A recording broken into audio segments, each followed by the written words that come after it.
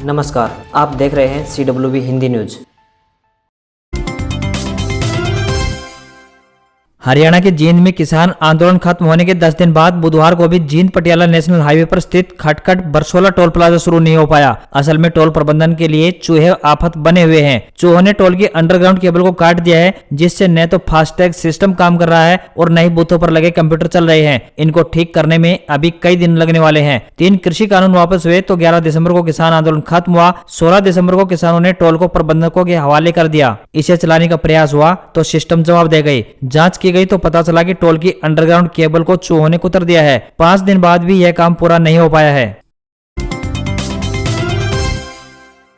हरियाणा विधानसभा सत्र का अंतिम दिन। किसान आंदोलन में दर्ज 276 केसों में से 29 को रद्द करने की प्रक्रिया शुरू तो वहीं 57 मामले अनट्रेस। हरियाणा विधानसभा के शीतकालीन सत्र का बुधवार को आखिरी दिन था। 0 ओवर में पूर्व सीएम भूपेंद्र सिंह हुड्डा ने सदन की कार्रवाई 1 दिन के लिए बढ़ाने का अनुरोध किया, लेकिन विधानसभा अध्यक्ष ज्ञानचंद गुप्ता ने मना कर दिया। अंतिम दिन सीएम मनोहर लाल ने विपक्ष के सवालों का जवाब देते हुए कहा कि प्रदेश के नंबरदारों को नहीं हटाया जा रहा, लेकिन नई नियुक्ति तभी की जाएगी जब उपयोगी होगी। सीएम ने कहा कि प्रदेश में किसान आंदोलन के दौरान किसानों के खिलाफ 276 केस दर्ज हैं। इसमें से 4 सीरियस क्राइम हैं, इन्हें वापस नहीं लिया जाएगा। 178 केसों की चार्जशीट कोर्ट में है, जबकि 57 केस अनट्रेस हैं, इसलिए ये वापस हो जाएंगे। स्वास्थ्य मंत्री अनिल विज ने कहा कि 1 जनवरी से हरियाणा में नया नियम शुरू किया जा रहा है, जिसके तहत वैक्सीन के दोनों डोज लेना अनिवार्य है। दोनों डोज लगवाए बिना लोग बस और ट्रेन में सफर नहीं कर पाएंगे।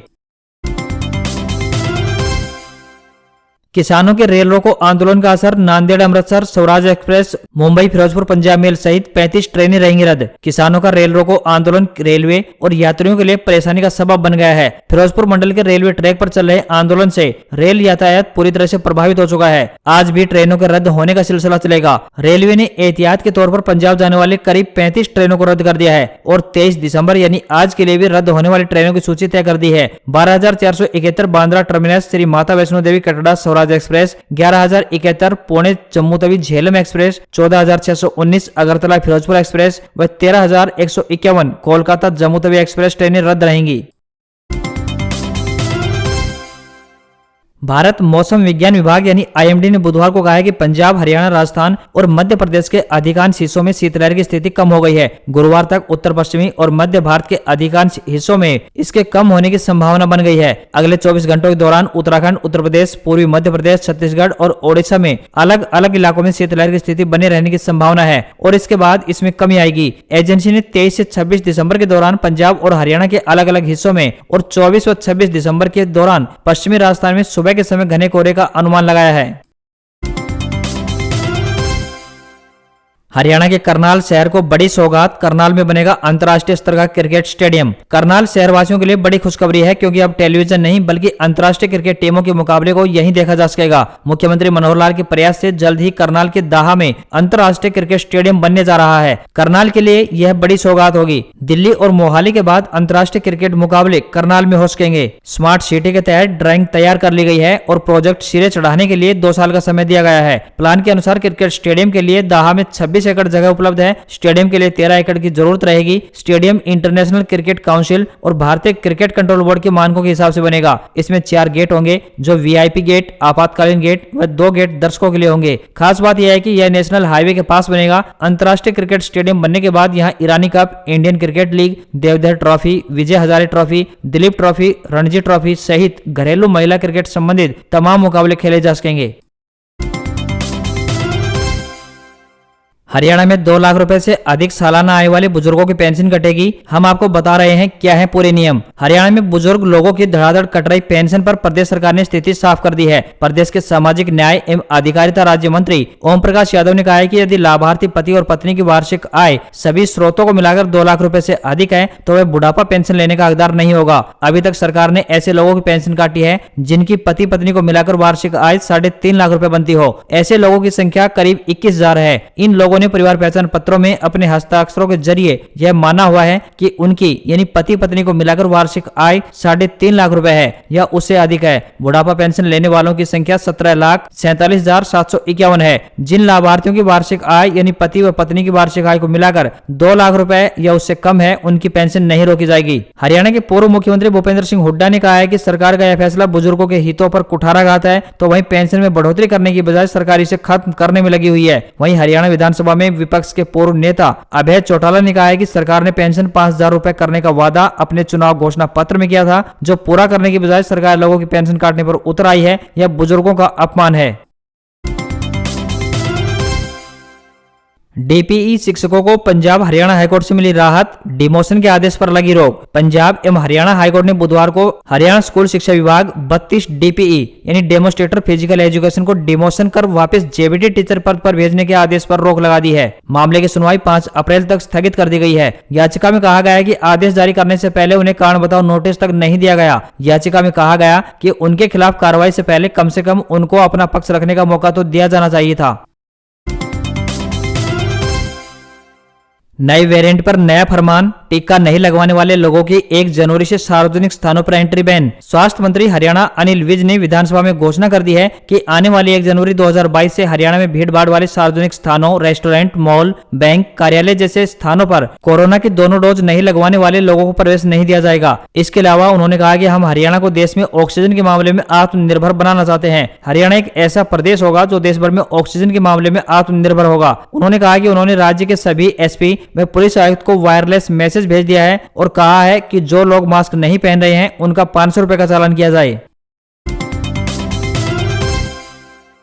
खट्टर सरकार पर हुड्डा का हमला, बोले हरियाणा गवर्नमेंट हर मोर्चे पर विफल, विधानसभा सत्र में भी किया गुमराह। पूर्व मुख्यमंत्री और नेता प्रतिपक्ष भूपेंद्र सिंह हुड्डा ने कहा कि शीतकालीन सत्र के दौरान विधानसभा में सरकार ने विपक्ष के सवालों का संतोषजनक जवाब नहीं दिया। विपक्ष के सवालों से सरकार भागती हुई नजर आई। कांग्रेस की तरफ से भर्ती घोटाले, बेरोजगारी, खाद की किल्लत, एमएसपी की गारंटी, फसल रजिस्ट्रेशन, जल भराव, सड़कों की जर्जर हालत, महंगाई, नंबरदारों की नियुक्ति, ओबीसी आरक्षण से छेड़छाड़, कोरोना को लेकर तैयारी और स्वास्थ्य कर्मियों की कमी समेत अलग अलग मुद्दों पर 17 स्थगन और ध्यानाकर्षण प्रस्ताव दिए गए थे, लेकिन इनमें से सिर्फ 5 को ही मंजूर किया गया। इसके अलावा सरकार से प्रश्नकाल के दौरान जनहित से जुड़े दर्जनों सवाल पूछे गए थे, लेकिन ज्यादातर प्रस्तावों और सवालों पर सरकार की तरफ से जनता को गुमराह करने वाला जवाब दिया गया। जिस तरह बीजेपी जेजेपी सरकार हर मोर्चे पर विफल रही है, उसी तरह इसका विधानसभा सत्र भी विफल रहा है।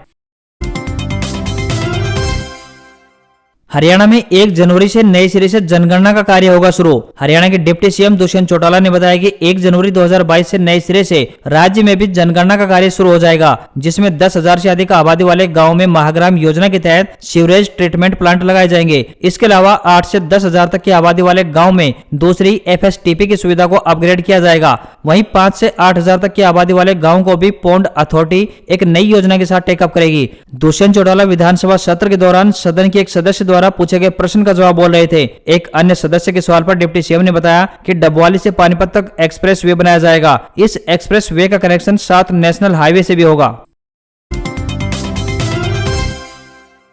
बेअदबी मामले में गठित एसआईटी ने हाईकोर्ट में कहा, गुरमीत राम रहीम नहीं करा रहा जांच में सहयोग, हिरासत जरूरी। बेअदबी मामले में पंजाब एवं हरियाणा हाईकोर्ट के आदेशों के बाद एसआईटी डेरा सच्चा सौदा प्रमुख गुरमीत राम रहीम से सुनारिया जेल में जाकर पूछताछ कर चुकी है, जिसमें गुरमीत राम रहीम ने सहयोग नहीं दिया है। सही जांच के लिए डेरा प्रमुख को हिरासत में लेकर पूछताछ करना जरूरी है। यह दलील बुधवार को पंजाब एंड हरियाणा हाईकोर्ट में पंजाब पुलिस की एसआईटी की तरफ से रखी गई। इसके विपरीत डेरा प्रमुख गुरमीत राम रहीम की वकील कनीजा आहूजा ने दलील दी कि डेरा प्रमुख 2 मामलों में जेल में है। एसआईटी ने 2020 में डेरा प्रमुख को इस मामले में आरोपी बनाया था और अब हिरासत में लेने की क्या जरूरत है। सभी पक्षों को सुनने के बाद हाईकोर्ट ने मामले में बहस जारी रखते हुए सुनवाई 6 जनवरी तक स्थगित कर दी।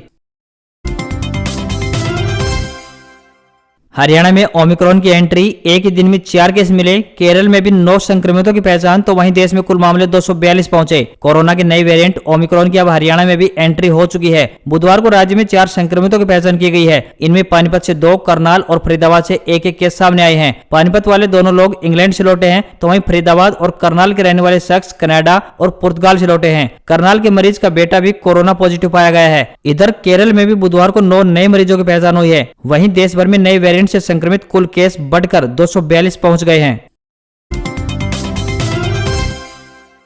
चीनी कंपनियों पर आईटी रेड, Xiaomi, OnePlus और Oppo के ठिकाने पर छापे, दिल्ली एनसीआर और कर्नाटक समेत 15 जगह कार्रवाई। आयकर विभाग यानी आईटी ने बुधवार को देश भर में चीनी मोबाइल कंपनियों Xiaomi, OnePlus और Oppo के ठिकानों और उनसे जुड़ी संस्थाओं पर छापा मारा। सूत्रों के मुताबिक दिल्ली एनसीआर समेत देश के कई राज्यों में चीनी मोबाइल बनाने वाली कंपनियों से जुड़ी संस्थाओं पर छापे मारे गए हैं। इन पर कर चोरी यानी टैक्स चोरी का आरोप लगा है। Xiaomi, OnePlus और Oppo के लिए दिल्ली एनसीआर कर्नाटक समेत 15 जगहों पर तलाशी ली जा रही है। ग्रेटर नोएडा में सुबह ओप्पो का ऑफिस खुलने के कुछ देर बाद ही करीब 11 बजे इनकम टैक्स की टीम पहुंच गई। सूत्रों ने बताया कि इनकम टैक्स विभाग को यह जानकारी मिली है कि ओप्पो कंपनी टैक्स चोरी और स्थानीय लोगों को रोजगार देने में धांधली कर रही है। दुनिया के सबसे अमीर लोगों में शामिल और माइक्रोसॉफ्ट के संस्थापक बिल गेट्स ने ओमिक्रॉन वेरिएंट को लेकर चेतावनी दी है। गेट्स ने संक्रमण को लेकर लगातार एक के बाद एक 7 ट्वीट किए। उन्होंने आशंका जताई है कि हम जल्द ही महामारी के सबसे बुरे दौर से गुजर सकते हैं। बिल गेट्स ने कहा है कि उनके करीबी दोस्त तेजी से नए संक्रमण की चपेट में आ रहे हैं, इसलिए लोगों को सावधान रहना चाहिए। नए वेरिएंट के खतरे को देखते हुए उन्होंने छुट्टियों पर बाहर घूमने जाने के लिए अपने सभी प्लान कैंसिल कर दिए हैं। बिल गेट्स ने मास्क पहनने, वैक्सीन लगवाने और भीड़ न लगाने की सलाह दी है। शेयर बाजार में भारी तेजी, 611 पॉइंट्स की बढ़त के साथ सेंसेक्स 56,930 पर बंद। बजाज फाइनेंस व एयरटेल में सबसे ज्यादा बढ़त दिखाई दी। शेयर बाजार में लगातार दूसरे दिन भारी तेजी रही। बॉम्बे स्टॉक एक्सचेंज यानी बीएसई का सेंसेक्स 611 पॉइंट यानी 1.09% की बढ़त के साथ 56,930 पर बंद हुआ। बैंकिंग स्टॉक्स ने बाजार को सपोर्ट किया। बढ़ने वाले प्रमुख शेयर में Bajaj Finance, Airtel, Larsen and टर्बो, Sun Pharma, Reliance Industries, SBI और टाटा स्टील रहे। ये सभी शेयर 2 से लेकर 2.8% तक। उधर नेशनल स्टॉक एक्सचेंज का निफ्टी 184 पॉइंट की बढ़त के साथ यानी 16,955 पर बंद हुआ।